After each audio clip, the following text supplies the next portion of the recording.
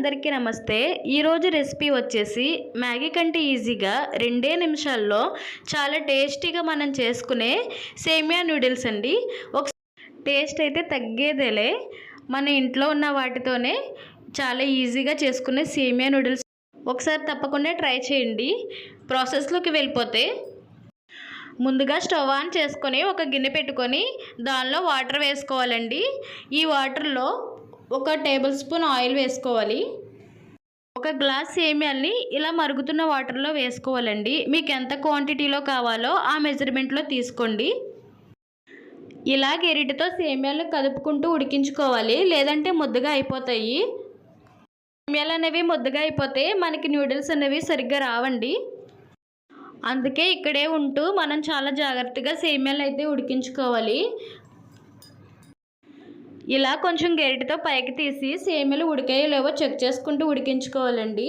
ఇలా చేత్తో మనం ఇలా నొక్కి చూసినప్పుడు సేమియా అనేది మెత్తగా కనుక విరిగితే మనకి సేమియా అనేది ఉడికిపోయినట్టండి. స్టవ్ ఆఫ్ చేసేసుకోవాలి వెంటనే. తర్వాత కింద ఒక గిన్నె పెట్టుకొని పైన ఇలా చిల్లులున్న గిన్నెని పెట్టుకోవాలి. తర్వాత ఇలా చిల్లులున్న ఒక గిన్నెని కానీ లేదా స్టీల్ స్ట్రైనర్ ఉంటుంది కదండి, దాంట్లో కానీ ఇలా వడపోసేసుకోవాలండి. నీళ్ళన్నీ వడపోసుకున్న తర్వాత కింద గిన్నెలో వాటర్ ఉంటాయి కదండి, అవి పక్కకు తీసేసుకోవాలండి. వేడి నీళ్ళు కదండి, ఆ వేడి వల్ల కూడా సేమియాలు అనేవి ఇంకా ఉడికిపోవచ్చు. ప్రతి సేమియాలోకి చల్లీళ్ళని పోసుకోవాలి. ఇలా గరిటెతో కదుపుకుంటూ వాటర్ అంతా బయటకు పోయేలా చూసుకోవాలి. తర్వాత ఈ సేమియాలను ఒకదాని మీద ఒకటి అతుక్కుపోకుండా చుట్టూ స్ప్రెడ్ చేసుకొని ఆరబెట్టుకోవాలండి. తర్వాత స్టవ్ ఆన్ చేసుకొని గిన్నె పెట్టుకొని దానిలో 2 టేబుల్ స్పూన్ ఆయిల్ వేసుకోవాలి. ఆయిల్ అనేది కొంచెం హీట్ అయిన తర్వాత ఎగ్ అనేది ఆయిల్లో వేసుకోవాలి. నేనైతే 1 ఎగ్ తీసుకున్నానండి. మీకు ఎక్కువ క్వాంటిటీలో కావాలంటే ఒక 2-3 ఎగ్స్ అనేది తీసుకోవచ్చు. ఇలా తీసుకున్న ఈ ఎగ్లోకి కొంచెం సాల్ట్, కొంచెం పసుపు, కొంచెం కారం వేసుకోవాలి. ఇలా అన్నీ వేసుకున్న తర్వాత ఒకసారి గరిటెతో బాగా స్ప్రెడ్ చేసుకోవాలండి. ఇలా స్ప్రెడ్ చేసుకుంటూ ఈ ఆమ్లెట్ని చిన్న చిన్న పీసెస్ల కింద కట్ చేస్తూ తీసి ఒక గిన్నెలో పెట్టుకోవాలండి. తర్వాత ఇదే ఆయిల్లోకి మనం పొడవుగా కట్ చేసి పెట్టుకున్న ఆనియన్స్, పచ్చిమిర్చి, క్యారెట్ ముక్కలను వేసుకోవాలి. కొంచెం కరివేపాకు కూడా వేసుకోవాలి. మీకు కావాలి అని అనుకుంటే క్యాబేజ్, బీన్స్ కూడా వేసుకోవచ్చండి. ఇలా తీసుకున్న దీనిలోకి కొంచెం సాల్ట్ వేసుకుని ఉల్లిపాయ ముక్కలు అనేవి కొంచెం ఫ్రై అయ్యే వరకు వేయించుకోవాలి. 2 మినిట్స్ తర్వాత మనం చూస్తే ఉల్లిపాయ అనేది మనకి సాఫ్ట్గా అయితే సరిపోతుందండి, మరి పేస్ట్లా అవ్వకూడదు.